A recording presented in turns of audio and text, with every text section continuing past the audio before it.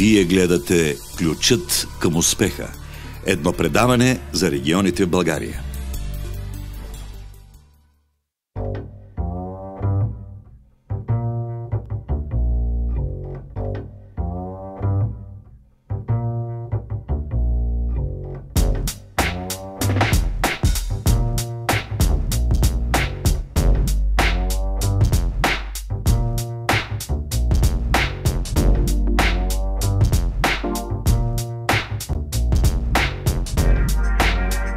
Ставайки дума за модерна кравеферма, в днешното предаване ще ви срещнем с Темелко Темелков. Чрез своята фирма той отглежда 700 крави от елитната френска комбинирана порода Монбелиард. От тях 500 са дойни, а останалите са юници и телета. 300 са така наречени оборотни крави. Млеконадоят е от порядъка на 5,5-6 тона на ден. В помощ при отглеждането и изхранването на кравите, Темелко Темелков обработва 10 000 декара земя, от които половината са собствени. Част от млякото преработва в собствена мандра, а торната маса събира в лагуна с вместимост 12 600 метра кубични, която се използва за наторяване на земеделските площи. В кравефермата се трудят 13 души и още няколко човека, които са охрана. Темелко Темелков разполага с необходимата техника за нормалното функциониране на стопанството – комбайн, трактори 9 броя, телескопичен товарач, 2 сенокосачки, 2 силажа комбайна, балировъчна рулонна, всякакъв вид нов прикачен инвентар, плугове, дискове, брани, култиватори.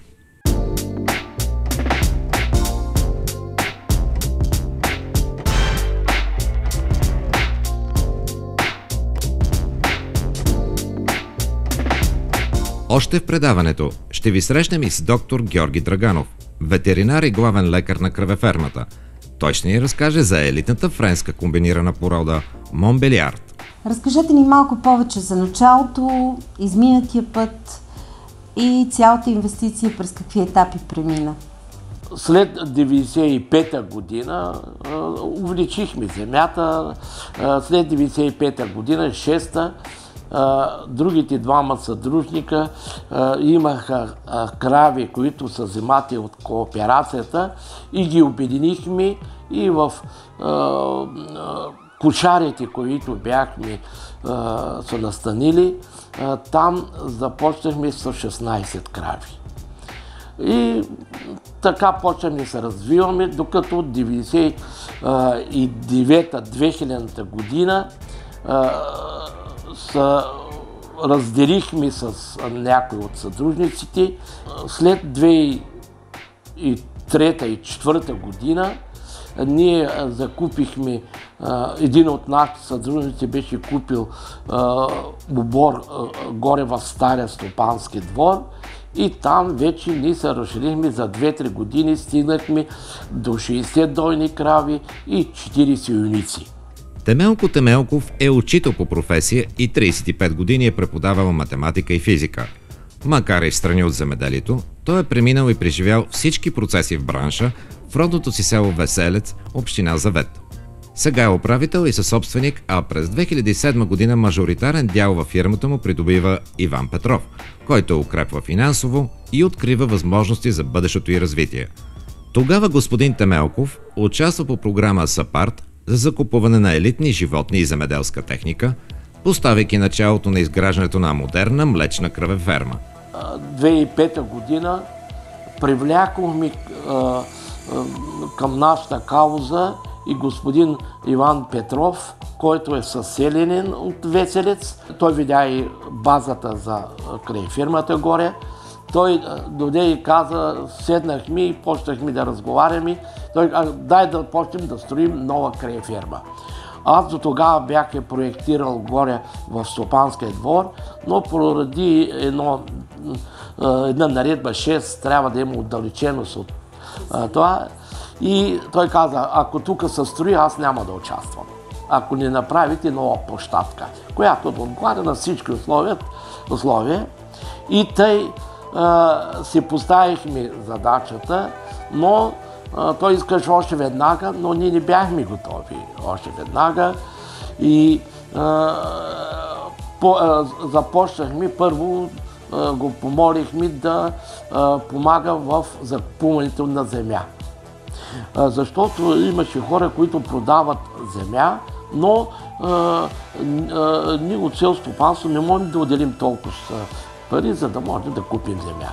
Той се съгласи и така започнахме с купуване на земя и ние продължавахме да увеличаваме земята и бяхме стигнали вече в 2007 година, бяхме стигнали около 9-10 хиляди декара земя. В 2007 година от януари до март ние тогава решихме да кандидатстваме по САПАР за животни. То е благодарение на господин Петров, който настояваше. Успяхме да подготвим бизнес плана. Тогава бизнес плана ни го подготви на софийска консултантска фирма и животните, които трябваше да внесем, животновъдството и техника имаше, тогава имаше забрана за внасяне от Европа, специално от Белгия, Германия, от Холандия там. И тогава с консултантската фирма ни предложиха да можем да внесем порода Монбелярд от Франция. През 2008 година доставихме със собствени средства още 200 животни или до края на 2010 година ние направихме вносни 400 животни. Породата Монбелярд е перата в короната на френското говедовъдство.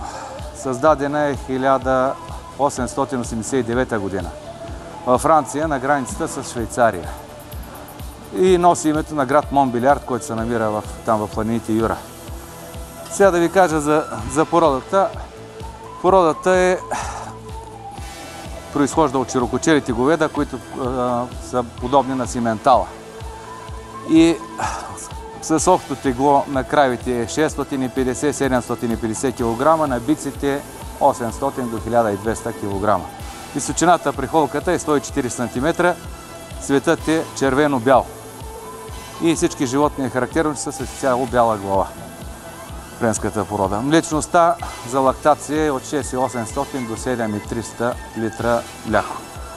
Като средната масеност е 3,94%, а протеина е 3,6%. Французите ценят много тая порода поради високите качества на млякото, което дават животните. В такъв смисъл, че млякото е с нисък брой соматични клетки, което е много добре за производството на сирене. Животните са дълголетни, средно около 30% са над 5-та лактация, т.е. имат 5 отелвания при нас във фермата.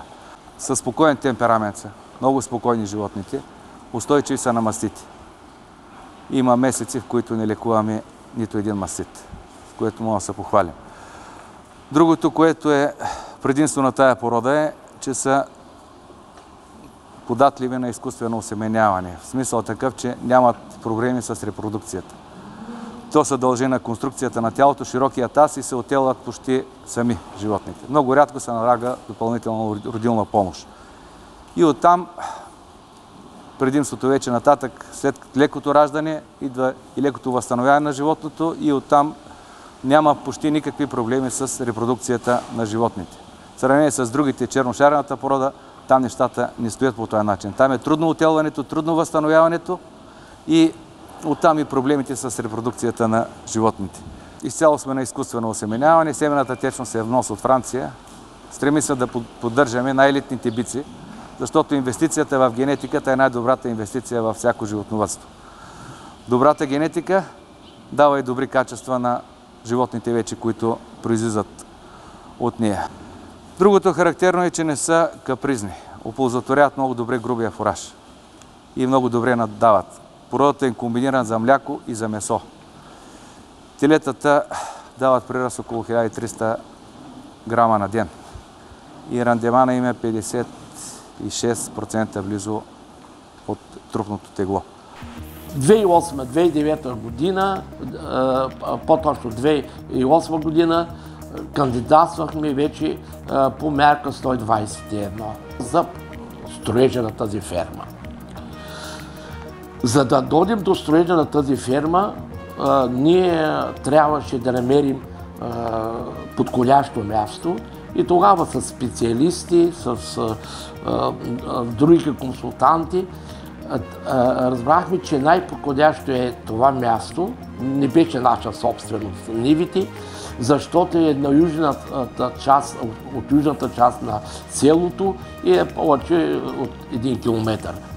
Успяхме да закупим тези земи от частни лица и направихме един двор от 45 декара. В това време едни познати нас запознаха с двама немски инженери, които са занимават с животновъдство и докарахме ги тези инженери тук, видяха мястото, одобриха го и те напоканиха в Германия да ни покажат, ние да добиме, защото ние искахме ферма, работеща ферма. Не само да се построи, да има техника, работеща ферма. И отидохме в Германия, тогава отидохме и господин Петров беше, аз, Мехмед и другите хора, които бяха от София.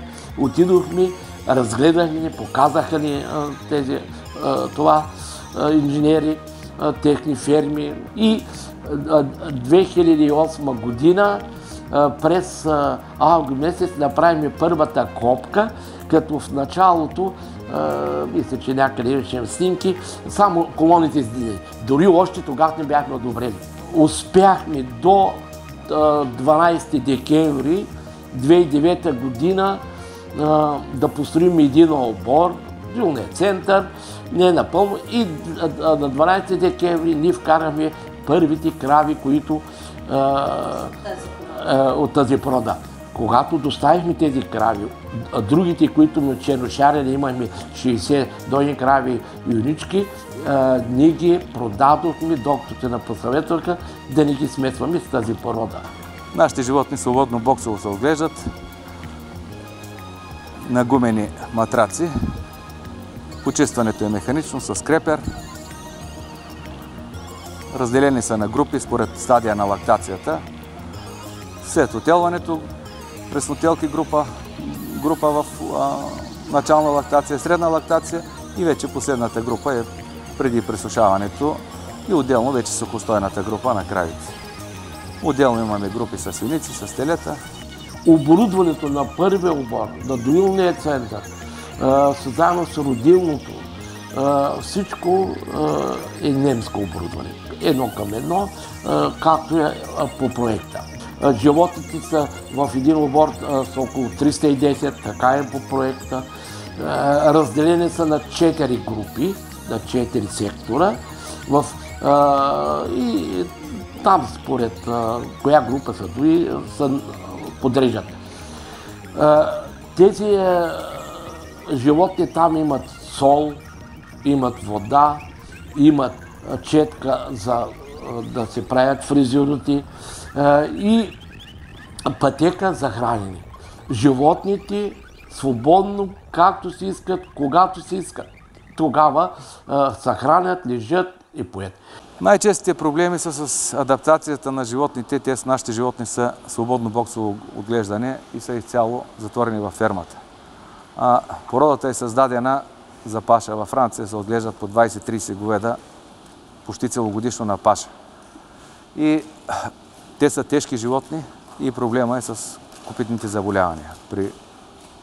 И се налага често подрязване на копитата.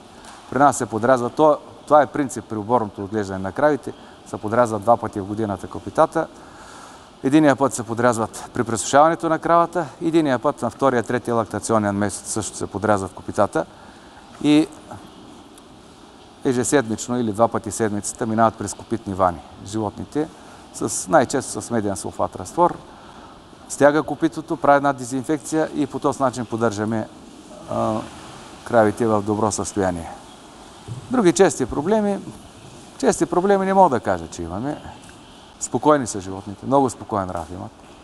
Лесно се работи с тях. Тези два обора и доилният център са съединени с един канал.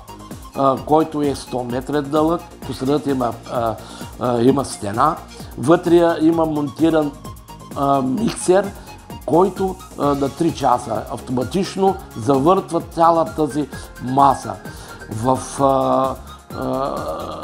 Ние не постиламе с лама или опилки и с други, ние имаме гумени легла. И заради това тази маса е хомогенна от урината, водата, всичко там, и която маса отива в един приливник, в една шахта, в която шахта е инсталирана една мощна помпа, казвам оборудването всичко немско, която помпа изтласква на 265 метра тази хомогенна маса в лагуна.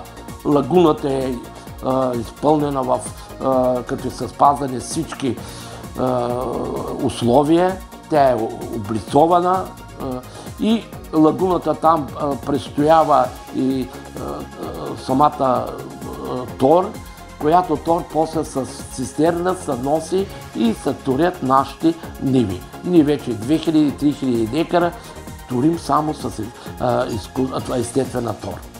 Това даде така